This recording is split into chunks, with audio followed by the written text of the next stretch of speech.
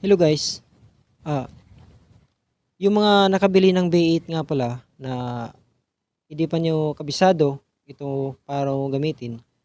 So, ituturo natin kung paano gamitin ng napakasimple lang at madali lang guys. So, ang kailangan nyo lang, kung magbablog lang kayo, tatlong wire lang ang kailangan mo. So, una, ito yung sa microphone. Ito yung 3.5. Ito ngayon ang gamit ko, yung maliit na microphone. Pangalawa, ito naman yung sa headset. Ito ngayon yung headset na gamit ko. Monitor ito para yung boses mo maririnig mo sa microphone dito. Ito naman, itong puti, nakakabit naman to doon sa cellphone. So, tatlong wire lang guys ang kailangan natin. Magagamit mo na yung sound card mo.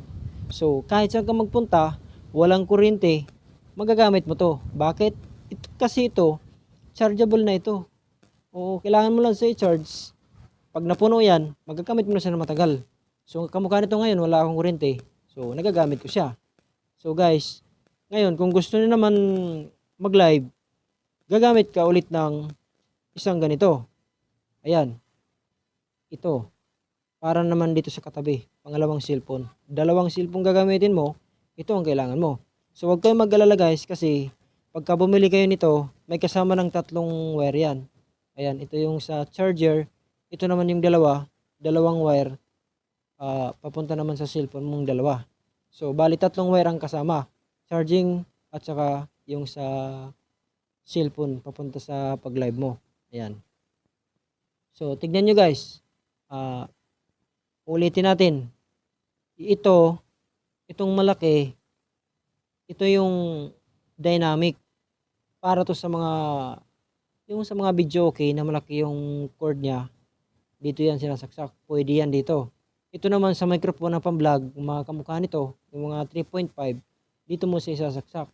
Ito naman, yung sa aking headset. Kahit anong headset guys. Kung gusto nyo yung headset na mga ganon, ito pwede. Ito naman yung sa earphone din. Ayan, pwede rin dito. Ito naman charging. Ito naman accompany. Pwede rin dito yung cellphone. So guys, ayan. Napakaganda guys. Wala ka ng hassle guys. Tatlo lang ang kailangan mong wire. Isa, dalawa, tatlo lang. Microphone. Ito yan. Headset.